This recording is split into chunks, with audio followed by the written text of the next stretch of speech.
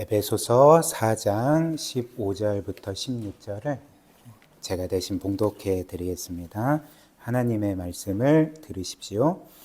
오직 사랑 안에서 참된 것을 하여 범사에 그에게까지 자랄지라. 그는 머리니 곧 그리스도라. 그에게서 온몸이 각 마디를 통하여 도움을 받음으로 연결되고 결합되어 각 지체의 분량대로 역사하여 그 몸을 자라게 하며 사랑 안에서 스스로 세우느니라. 아멘. 우리는 계속 그리스도와 그리스도인이라는 주제로 하나님 말씀을 살펴보고 있습니다. 우리가 지난주에는 그리스도와 교회 생활이라는 주제로 이제 목회자와 성도가 교회 안에서 어떻게 신앙생활을 하고 각자의 역할을 감당해야 되는지를 살펴보았죠. 일단 성경이 말하는 목사는 어떤 사람입니까? 목사는 교회에 하나님께서 세우신 목자와 교사로서 말씀 전하는 일과 기도에 헌신하고 특별히 하나님 말씀으로 성도들을 온전하게 하고 더 나아가 봉사의 일을 하게 함으로써 그래서 성도들로 하여금 그리스도의 몸을 섬기게 하는 또 함께 그리스도의 몸을 세워가는 사람이라 할 수가 있습니다. 그리고 성도는 이렇게 목사의 목양과 가르침을 온 마음으로 잘 받아서 이제 개인적으로는 영적으로 잘 성장하고 더 나아가 봉사의 일을 해서 함께 그리스도의 몸을 세워가는 그리스도의 장성한 분량에까지 이르는 그런 역할을 또 감당해야 합니다. 그리고 성경은 이렇게 목사와 성도가 또 함께 해야 될 중요한 일을 한 가지 더 말미에 말했죠. 이제 그게 무엇일까요? 목사와 성도가 예수 그리스도를 아는 지식에서 함께 자라는 것. 그래서 성경을 아는 지식에서 함께 자라서 그리스도의 장성한 분량에 이르러야 한다. 이것이 바로 이제 성경이 우리에게 준 그 경건의 그 교회에 대한 그 명령이라 할 수가 있습니다. 따라서 목사뿐만 아니라 성도는 늘 성경을 가까이 해야 합니다. 그래서 계속 하나님의 말씀을 배우고 또 배울 뿐만 아니라 실천에 감으로써 함께 목사와 성도가 그리스도를 닮아가야 하는 거죠. 그리고 성장해 가야 합니다. 그리고 성경은 오늘 이어서 이제 우리 모두가 목사와 또 성도가 이렇게 그리스도를 닮은 모습으로 성장하기 위해서 해야 될 일들을 또 몇 가지 말하는데요. 이제 첫 번째는 15절 말씀처럼 사랑 안에서 서로 진리를 말하는 것입니다. 그리고 두 번째는 이제 16절, 15절, 16절처럼 그리스도의 몸으로 함께 살아가는 것입니다. 그래서 저는 오늘 이 두 가지 중에 첫 번째, 사랑 안에서 진리를 말하는 것, 이것을 살펴보겠고요. 이제 다음 주에 두 번째로 그리스도의 몸으로 살아가는 것이 이제 무엇인지를 살펴보겠습니다. 오늘 아마도 제 생각에는 역대급으로 설교가 짧지 않을까 생각을 합니다. 예, 한 페이지밖에 되지 않습니다. 근데 또 모르죠. 네. 일단 첫 번째로 성경은 우리 모두가 사랑 안에서 서로에게 진리를 말해야 된다 이렇게 말을 합니다. 15절 말씀 다시 보십시오.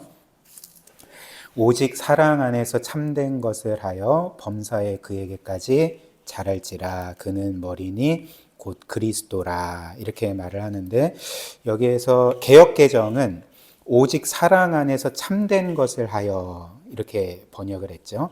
여기에서 참된 것을 하여라는 말의 헬라어는 그 알레디오라는 말입니다. 근데 이 알레디오라는 헬라어 동사는 진리를 말하다라는 의미의 동사입니다. 그래서 예를 들면 이제 갈라디아서 4장 16절을 보면 갈라디아 교회는 문제가 많은 교회였죠. 그래서 사도 바울이 그들을 다시금 진리로 이끌기 위해서 이제 어떤 면에서는 굉장히 심하게 책망을 합니다. 근데 갈라디아서 4장 16절을 보면 사도 바울이 그 성도들에게 이렇게 말을 하는데요. 그런즉 내가 너희에게 참된 말을 함으로 즉 진리의 말을 함으로 내가 너희와 원수가 되었느냐 이렇게 말을 합니다. 여기에서 바울이 말한 내가 참된 것을 말하여가 이 알레디오입니다. 그리고 이 알레디오를 이 15절에서 사랑 안에서 진리를 말하는 것, 진리를 말하는 것으로 번역하는 것은 이제 문맥상으로 봐도 이제 자연스럽습니다. 왜냐하면 우리가 지난주에 본 14절 말씀이 이제 이렇게 말하기 때문에 그렇습니다. 이는 우리가 이제부터 어린아이가 되지 아니하고 사람의 속임수와 간사한 유혹에 빠져 온갖 교훈의 풍조에 밀려 요동하지 않게 하려 함이라 이렇게 말하고 너희는 사랑 안에서 진리를 서로 말하라 이렇게 말하지 않습니까? 그러니까 이 맥락이 무엇입니까? 이 세상에는 우리를 계속적으로 미혹하는 세상의 거짓 교훈과 풍조가 있다는 거죠. 그래서 너희가 하나님의 말씀이 아니라 그리고 그 하나님의 말씀에 소홀히 하면 하나님 그 말씀이 없는 삶을 살면 너희는 반드시 사람의 속임수와 간사한 유혹에 빠질 수 있고 온갖 교훈의 풍조에 휩쓸릴 수가 있다. 그렇게 되면 안 된다. 이렇게 말한 후에 너희 서로가 사랑 안에서 진리를 말하라. 진리를 말할 때에 너희는 이런 세상의 온갖 교훈의 풍조에 휩쓸리지 않을 수 있고 너희 자신을 또 서로를 지킬 수 있고 함께 그리스도의 장성한 분량에 이르기까지 성장할 수 있다. 지금 이렇게 말을 하고 있는 것입니다. 그래서 이런 이유로 이 개역개정 성경 외에 거의 대부분의 성경은 이 사랑 안에서 진리를 행하라는 것을 진리를 말하라라고 번역을 했습니다. 그래서 이제 개역개정 이후에 새롭게 번역된 새 번역을 보면 한번 보십시오. 이렇게 말하죠. 우리는 사랑으로 진리를 말하고 살면서 모든 면에서 자라나서 머리가 되시는 그리스도에게까지 다다라야 합니다. 그리고 우리말 성경도 마찬가지입니다. 사랑 가운데 진리를 말하며 범사의 머리 되시는 그리스도에게까지 자라가야 합니다. 이렇게 말을 하는 거죠. 물론 어떤 사람들은 이렇게 말할 수도 있을 것입니다. 진리를 말하는 것은 성도의 할 일이 아니라 목사가 할 일 아니야? 그렇기 때문에 이 사랑 안에서 진리를 말하라는 것은 목사에게 주신 명령이지 우리에게 해당되는 명령은 아니야. 이제 이렇게 생각할 수 있지만 이제 그렇지 않습니다. 오늘 본문 말씀이 한 개인에게 사랑 안에서 진리를 말하라 이렇게 말하지 않고 즉 목사에게 진리를 말하라 이렇게 말하지 않고 지금 누구에게 진리를 말하라고 말합니까? 우리가 사랑 안에서 진리를 말해야 된다 이렇게 말을 하는 거죠. 여기에서 우리는 누구입니까? 문맥상 목사와 성도들을 의미를 하는 거죠.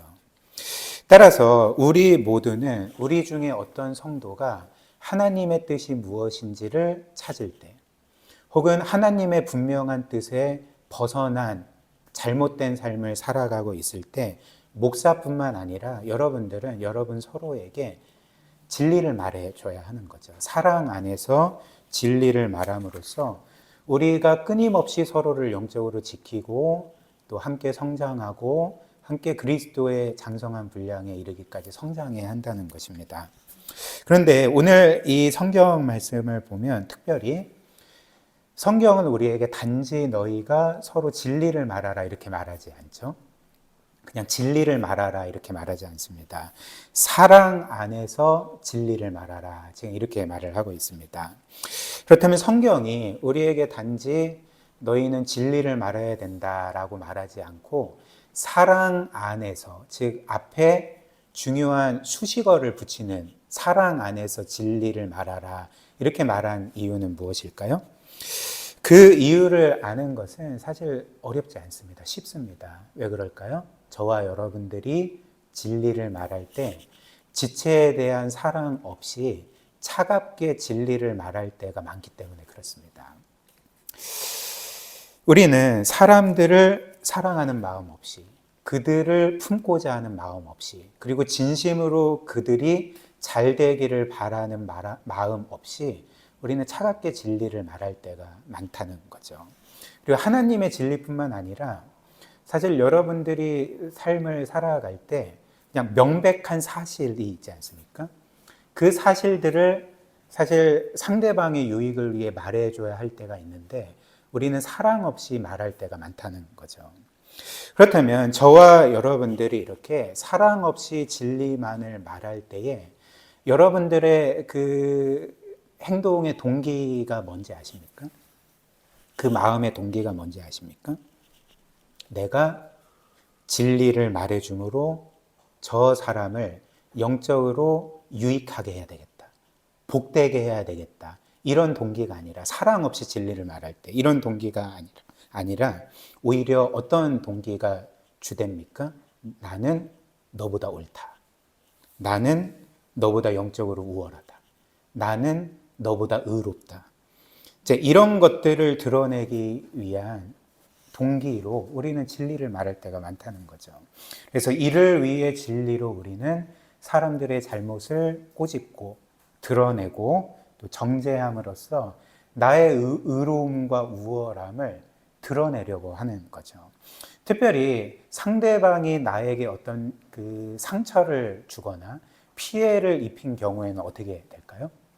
우리는 이제 진리라는 칼을 빼들어서 이제 복수하는 용도로 이 진리를 사용한다는 것입니다. 그래서 이런 경우에 내가 진리를 말하는 것은 사실 누구를 위함입니까? 상대방을 위함이 아닙니다. 내 자신을 위한 것, 순전히 나를 위한 행위라는 거죠. 또한 우리는 반대로 그 사랑 없이 진리를 말할 때도 많지만 반대로 우리는 사랑이라는 이름으로 진리를 말하지 않을 때도 많다는 것 아십니까?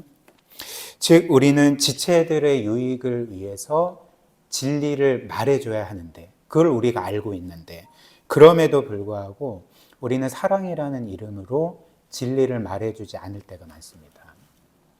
그리고 우리는 보통 이런 경우에 이런 이유들을 들지 않습니까? 여러분들이 보통 그런 생각들을 하실 것입니다. 내가 저 사람에게 진리를 말해주면 저 사람이 상처받을 텐데, 그리고 저 사람 마음이 아플 텐데, 나는 진리를 말해줄 수 없을 것 같아. 이런 생각들을 하게 되지 않습니까? 그런데 사실 이는 진정한 사랑이 아닙니다. 이것은 진정한 사랑이 아닙니다. 우리가 지체들에게 진리가 필요하다는 것을 분명히 알고 그리고 진리를 분명히 말해줘야 되는 것이 하나님의 뜻임을 분명히 알면서도 이제 사랑한다는 이유로 진리를 말해주지 않는 것은 사실 그를 진정으로 사랑하는 게 아니라는 거죠. 오히려 내가 그 사람에게 진리를 말해줬을 때에 그 사람이 나에게 화를 낼까 봐 혹은 나를 거부할까 봐 혹은 반발하여서 나를 공격할까 봐 너는 뭐 얼마나 잘났니 뭐 이렇게 우리 자신을 오히려 공격할까 봐 이런 것들이 두려워서 그리고 그로 인해서 우리가 상처받기 원하지 않기 때문에 우리는 사랑이라는 이유로 진리를 말해주지 않을 때가 많습니다. 근데 사랑하는 여러분, 사실 사랑이라는 것은 무엇입니까? 제가 여러 차례 말씀드린 것처럼 사랑이라는 것은 감정만이 아닙니다. 물론 감정을 포함하죠. 그러나 성경이 말하는 사랑은 감정만이 아닙니다. 어떤 애틋한 마음, 그 느낌을 갖는 게 아닙니다. 사랑이라는 것은 나에게 손해와 또 어떤 희생이 있다 할지라도 그 사람의 유익을 위해서라면 이제 그것을 감수하고 나의 어떤 희생과 손해를 감수하고도 그에게 선을 행하는 것이 사랑입니다. 그렇기 때문에 고린도전서 13장 사랑장이라 불리죠. 그 사랑을 뭐라 정의하는지 아십니까? 5절 말씀 보면 사랑은 자기 유익을 구하지 아니한다 이렇게 말합니다. 사랑은 자기 유익을 구하지 아니하며 이렇게 말합니다. 바꿔 말하면 사랑은 뭐라는 것입니까? 나의 유익을 구하지 아니하면 상대방의 유익을 구하는 거죠. 그렇죠? 그러니까 내 유익은 내가 손해를 보지 않는 것, 내가 희생하지 않는 것, 저 사람에게 공격을 받지 않는 것이지 않습니까? 근데 이런 나의 유익을 구하지 않고 그것을 감수하더라도 그에게 선이 되는 것은 상대방의 유익을 위해서 행하는 것이 성경이 말하는 사랑인 거죠.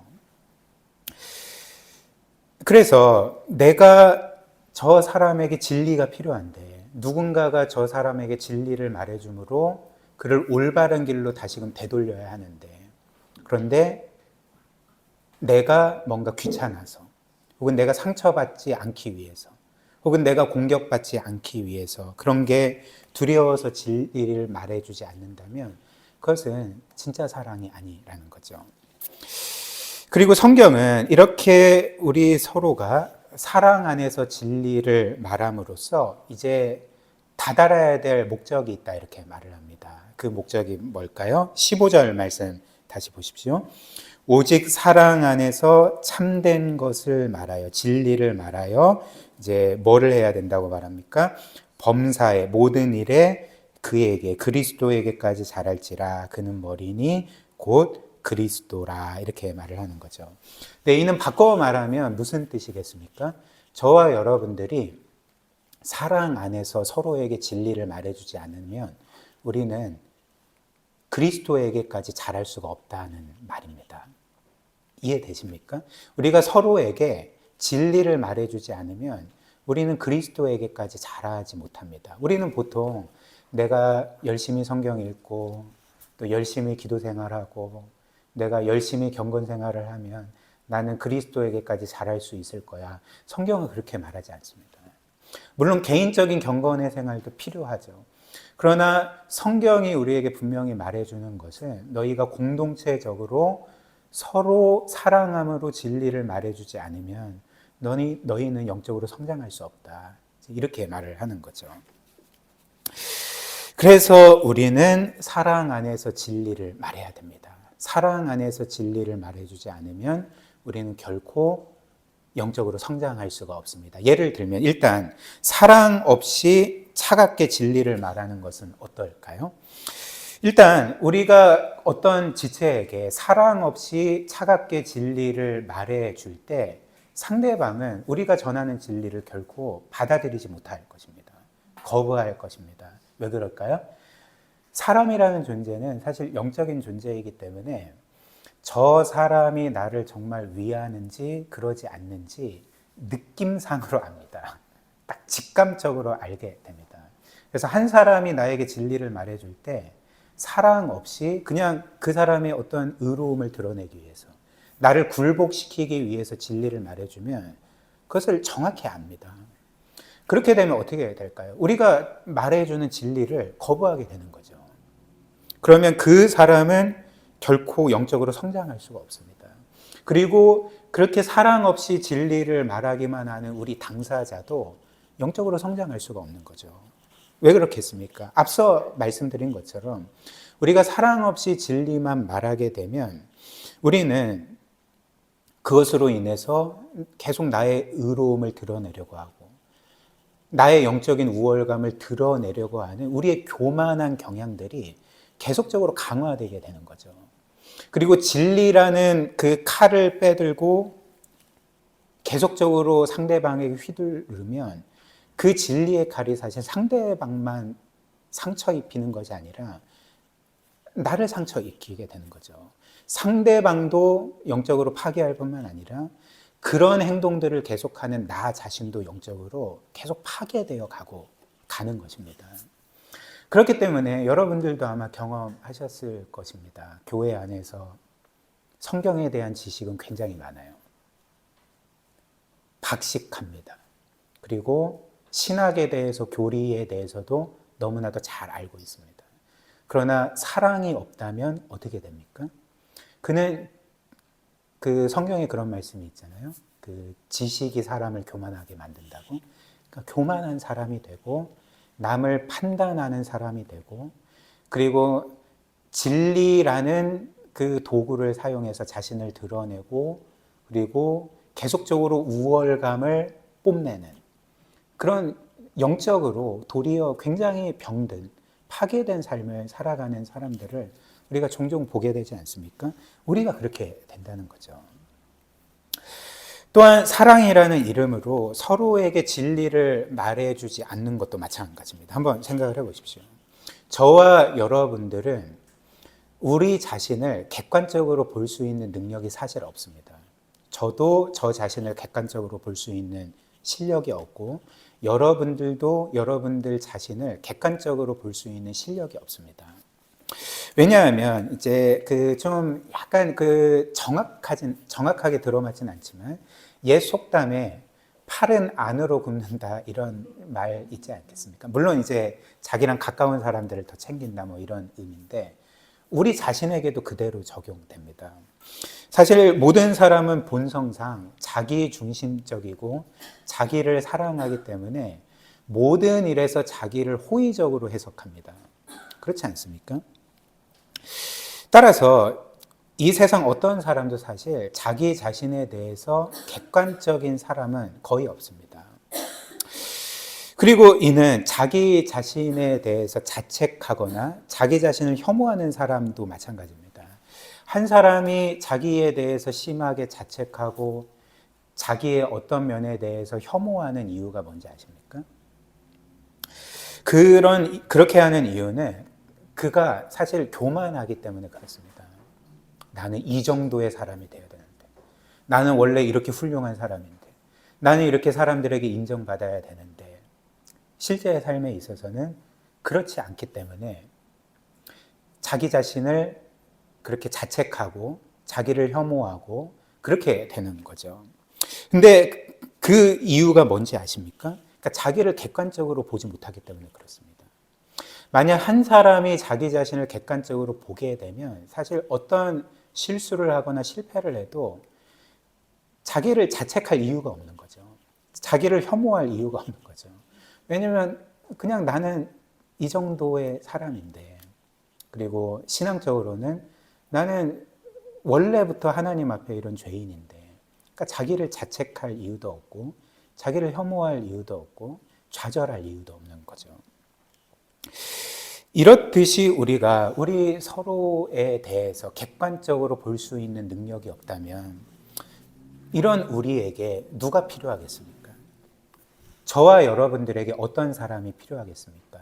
나를 객관적으로 보고 나의 유익을 위해서 진리를 말해줄 수 있는 사람이 저와 여러분들에게 필요하다는 거죠. 우리에게는 교회 안에서 이런 지체들이 필요합니다.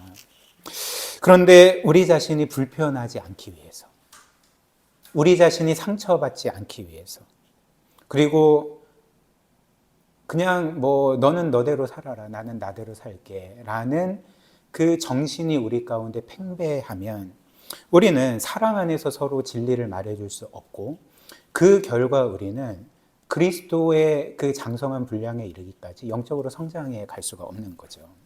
그리고 그렇게 되면 우리는 말로만 서로를 사랑한다고 말을 하지만 실제로는 서로에게 별 관심이 없고 서로의 영적인 유익과 성장에 대해서 별 관심을 갖지 않는 피상적인 공동체가 되게 될 것입니다. 그리고 그 결과 우리는 결국 교회 안에 속하고 교회의 지체로 살아가지만 나의 어떤 영적인 유익만을 알고 또 나의 어떤 세속적인 유익만을 아는 그것을 위해서만 신앙생활을 하는 사람들이 될 것입니다.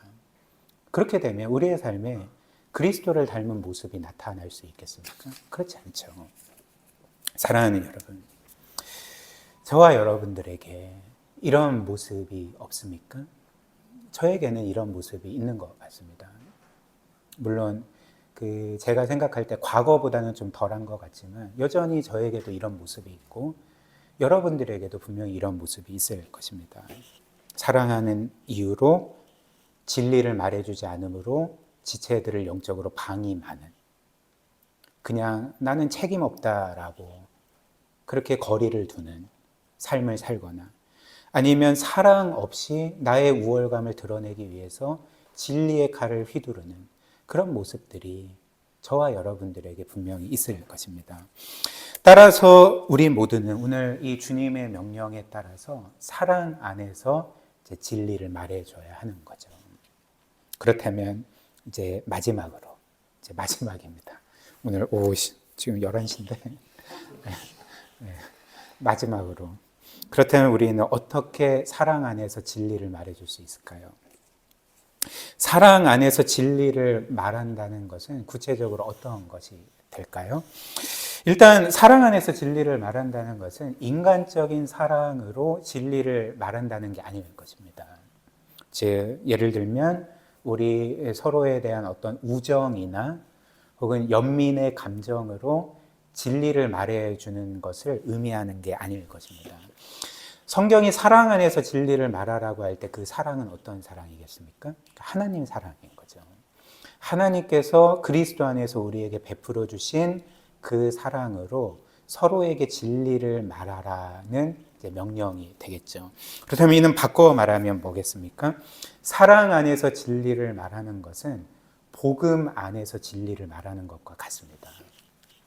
복음 안에서 진리를 말하는 것과 같습니다. 그렇다면 복음은 무엇일까요? 이 복음을 동전에 비유하면 이 복음에는 뒷면이 있고 앞면이 있습니다. 동전이 뒷면이 있고 앞면이 있는 것처럼 복음에도 복음의 뒷면이 있고 앞면이 있습니다. 복음의 뒷면이 무엇입니까? 복음의 뒷면은 우리 모두가 하나님 앞에서 똑같은 죄인들이라는 거죠. 똑같이 본질상 아무 소망 없는, 우리 스스로는 결코 구원을 이룰 수 없는 하나님의 은혜가 전적으로 필요한 죄인이라는 것이 복음의 뒷면에 해당되는 말입니다.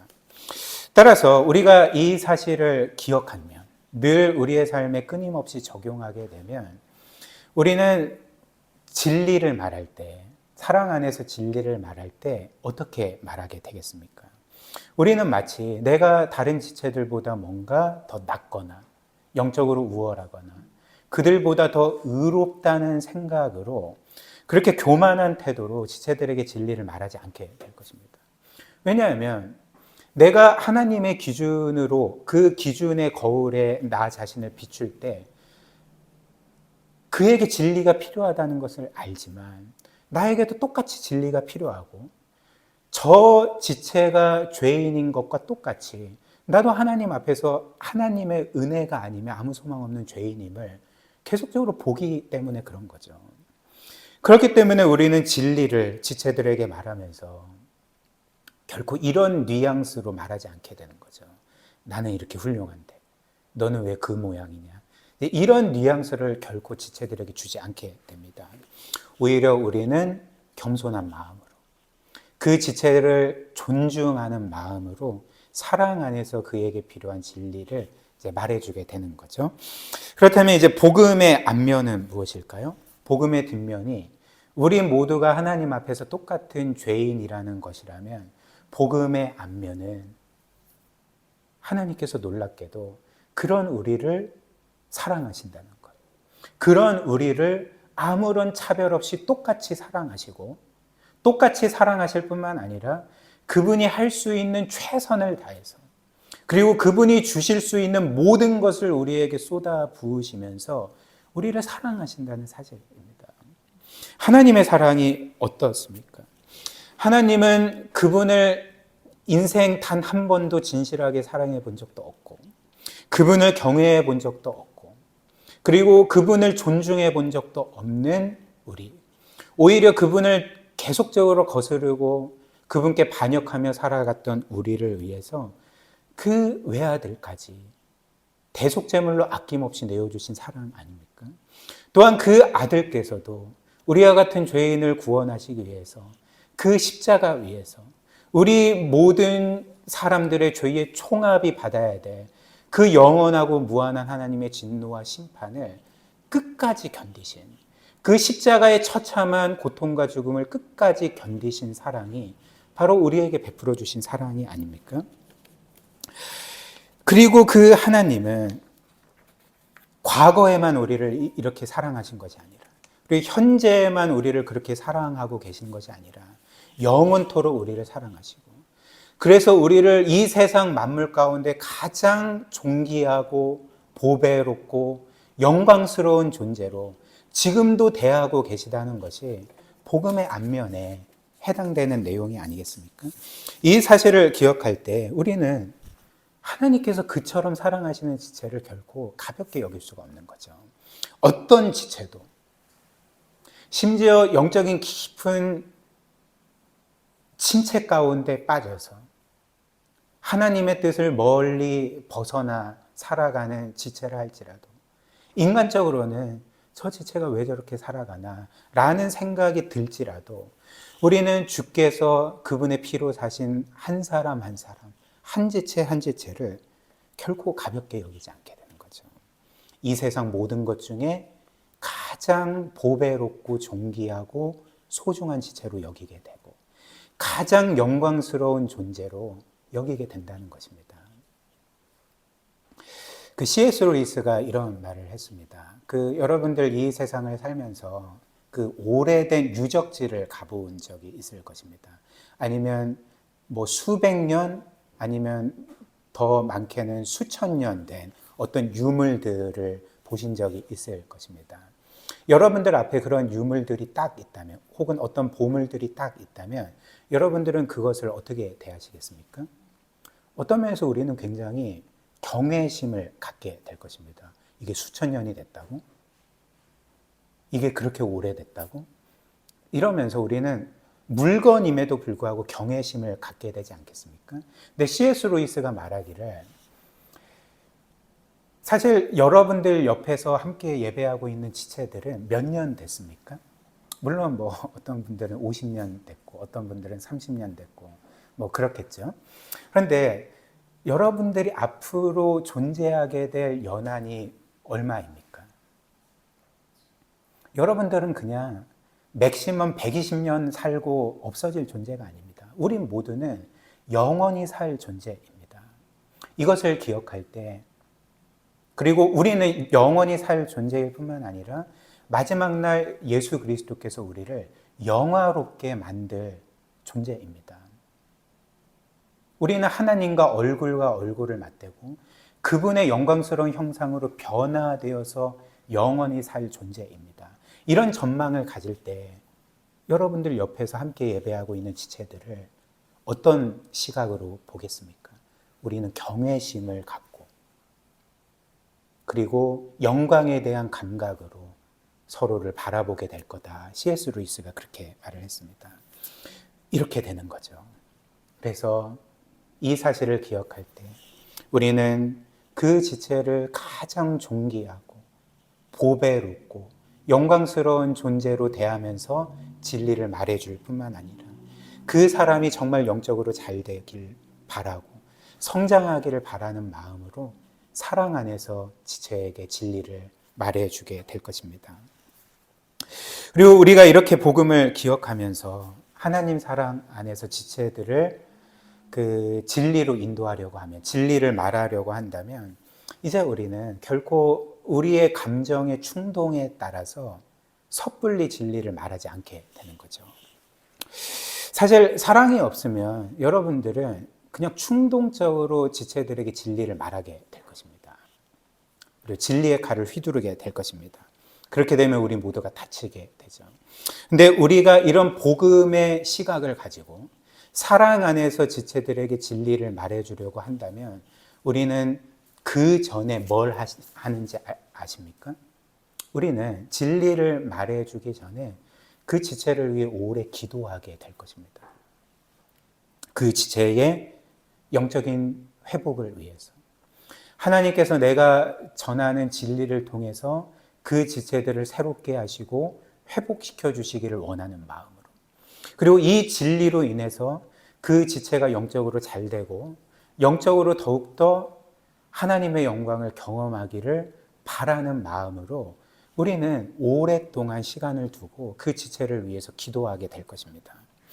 그리고 우리는 그렇게 기도하면서 이 지체에게 어떤 때에 진리를 말해줄 수 있는지 그 시기를 계속적으로 심사숙고하게 될 것이고 하나님의 지혜를 구하고 은혜를 구하면서 그 때를 기다리게 되는 거죠.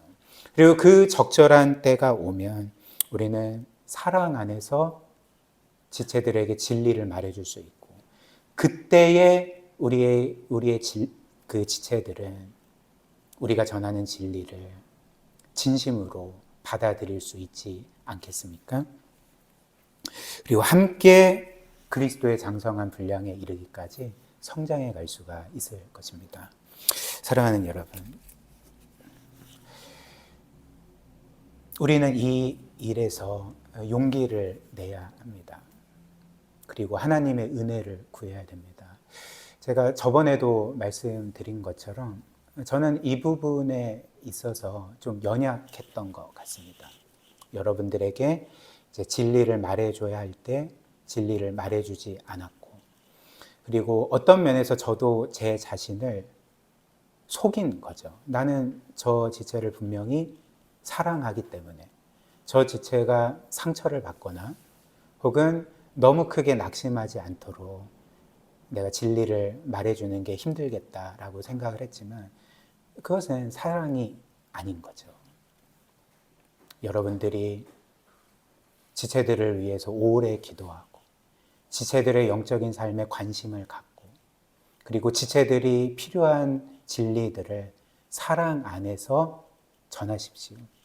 그렇게 할 때 우리 모두가 개인이 영적으로 성장하고 또 지체가 영적으로 성장할 뿐만 아니라 우리 교회가 그리스도의 건강하고 영광스러운 몸으로 함께 성장해 갈 것입니다. 하나님께서 저와 여러분들에게 이 일을 위한 은혜를 늘 주시기를 주님의 이름으로 축복합니다. 우리 함께 오늘 말씀 기억하며 기도하도록 하겠습니다.